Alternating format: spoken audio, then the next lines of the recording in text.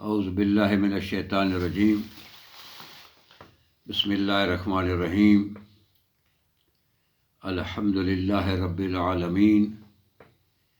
والصلاة والسلام علی رسولہ الکریم وآلہ الطیبین الطاہرین المعصومین ولعنۃ اللہ علی اعدائہم ملعونین اجمعین اما بعد بسم اللہ الرحمن الرحیم۔ قرآن الحکیم اور احادیث معصومین علیہم السلام کی روشنی میں دین کی تلاش کی یہ چھٹی نشست ہے۔ یہ چینل ساجد حسین تقوی آفیشل کے بنانے کی غرض و غایت اور مطلوب و مقصود ہی یہ ہے کہ دین میں قیاس اور آراء کا تصور بھی نہیں ہے۔ نہج البلاغہ میں امیر المومنین علیہ السلام فرماتے ہیں کہ لا یقاس بنا احد، ہم سے کسی بھی قسم کا قیاس نہ کرو۔ دین وہ ہے جو قرآن الحکیم اور احادیث معصوم سے اخذ کیا جائے۔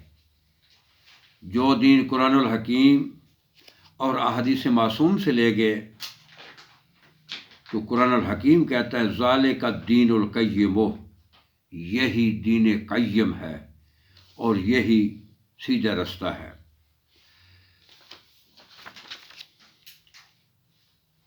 مقدمہ تفسیر برہان صفحہ 68 اور تفسیر عیاشی جلد 1 صفحہ 29 ان ابی بصیر ان ابی عبداللہ علیہ السلام۔ امام صادق علیہ السلام فرماتے ہیں کہ من فسر القرآن برائیہ،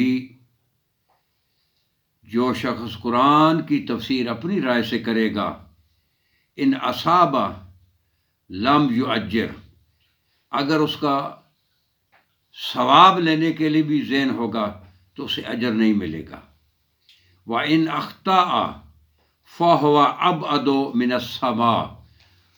اور اگر اس نے خطا کی تو گویا اس نے آسمان کے نیچے، آسمان میں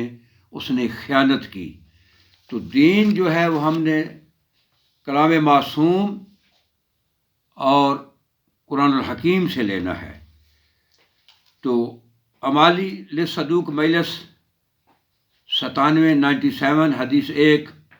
اصول الکافی کتاب الحجہ باب 72 حدیث 1 صفحہ 170 جلد 1، احتجاج طبرسی جلد 2 صفحہ 462 ان عبداللہ العزیز ابن مسلم، عبدالعزیز ابن مسلم جو ہے وہ روایت کرتے ہیں قال کنا مع رضا علیہ السلام بمرو، ہم مرو میں امام رضا علیہ السلام کے پاس بیٹھے تھے۔ فاجتمعنا فی الجامع یوم الجمعہ، اور یہ ہمارا اجتماع یوم جمعہ کے دن تھا۔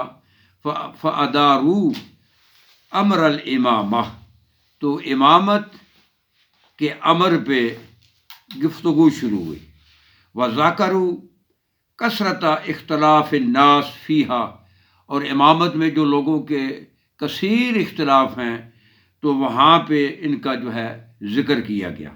جب امامت پہ لوگوں کے اختلافات کا ذکر کیا گیا، فتبسم الامام، امام مسکرائے، وقال یا عبدالعزیز، کہ اے عبدالعزیز، جاہل القوم، یہ قوم جاہل ہے، وخدعوا عن آرائہم، انہوں نے آراء سے دھوکہ کھایا ہے۔ یہ قوم جاہل ہے اور آراء سے انہوں نے دھوکہ کھایا ہے۔ اور پھر امام فرماتے ہیں کہ ان اللہ عز وجل لم یقبض نبی حتی اکمل لہ الدین، اللہ نے اس وقت تک اپنے نبی کو نہیں اٹھایا جب تک نبی کے لیے دین مکمل نہیں کر دیا۔ وانزل علیہ القرآن، اور ہمارے نبی پہ، اپنے نبی پہ اس نے وہ قرآن نازل کیا کہ فیہ تبیان و کل شیء، جس میں ہر شے کا نچوڑ ہے، وہ دین نازل کیا اپنے۔ وانزل علیہ القرآن فیہ تبیان کل شیء بینا، اس قرآن میں بینا وہ نبی تھا فی الحلال والحرام والحدود والاحکام، کہ اس نبی نے ہر قسم کے حلال، ہر قسم کے حرام، ہر قسم کی حدود اور تمام احکام، و جمیع ما یحتاج الیہ الناس کملا الی یوم القیامہ، تو اور تمام وہ مسائل جن کے لیے لوگ جو ہوں گے محتاج ہوں گے، قیامت تک جن کے لیے محتاج ہوں گے، وہ نبی نے بیان کر دیے۔ فقال عز وجل ما فرطنا فی الکتاب من شیء، قرآن میں اللہ کہہ رہا ہے کہ اس قرآن میں کوئی کسی قسم کی کمی نہیں۔ وانزل فی حجۃ الوداع وہی آخر عمرہ، جب نبی علیہ الصلوۃ والسلام کے ظاہری آخری ایام تھے تو اللہ نے اس وقت جو ہے یہ آیت نازل کی، الیوم اکملت لکم دینکم واتممت علیکم نعمتی ورضیت لکم الاسلام دینا، کہ آج کے دن جو میں نے تم پہ تمہارے لیے اس دین کو مکمل کر دیا ہے، دین کو جو ہے نا اور تم نعمتوں کو تمام کر دیا ہے، ورضیت الاسلام دینا، میں اس اسلام سے اللہ کا راضی ہوں، اس دین سے جو ہے میں راضی ہوں جس میں علی کی ولایت ہے۔ وامر الامامت من تمام الدین، یہ امامت کا امر جو ہے یہی تو تمام الدین ہے۔ اور امام فرماتے ہیں لم یمض حتی بین لامتہ معالم دینہم، اور نبی جو ہے نا اس وقت تک نبی علیہ السلام جو ہیں انہوں نے پردہ نہیں کیا جب تک اپنی امت کو جو ہے وہ دین کے رستے نہیں بتا دیے، وأوضح لہم سبیلہم، اور ہر قسم کی سبیل بتا دی۔ اور امام فرماتے ہیں ما ترک لہم شیئا یحتاج الیہ الامۃ الا بینہ، کہ ہمارے نبی نے کوئی چیز نہیں چھوڑی جس کے لیے امت قیامت تک محتاج ہو، دین میں ہر چیز اللہ نبی نے بتائی، ہر چیز کی جب تک وضاحت نہیں کی اس وقت نبی علیہ الصلوۃ والسلام جو ہے وہ اس وقت انہوں نے پردہ نہیں کیا۔ پھر امام فرماتے ہیں کہ من زعم ان اللہ لم یکمل دینہ فقد رد کتاب اللہ